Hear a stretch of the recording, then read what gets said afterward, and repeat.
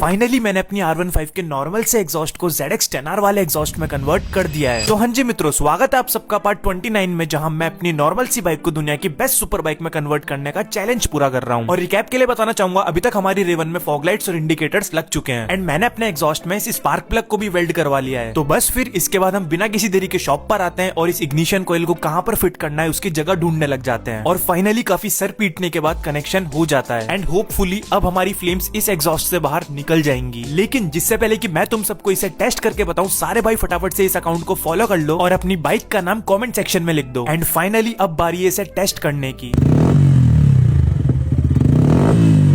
But sadly मुझे तो कोई फ्लेम्स वगैरह नहीं दिखाई दे रही हैं। बट स्टिल मैं रेवन को लेकर घर पहुंचता हूं, क्योंकि मेरे अकॉर्डिंग फ्लेम्स निकालने के लिए थोड़ा सा अनबर्न फ्यूल एग्जॉस्ट में होना चाहिए। लेकिन जैसे ही घर पहुंचता हूं भैया फ्यूल ही खत्म हो जाता है। इसलिए इसी भी रैपिडो वाले भैया से मंगवाते हैं और जैसे ही मैं सारी उम्मीदें हार रहा होता हूं तभी ये होता है।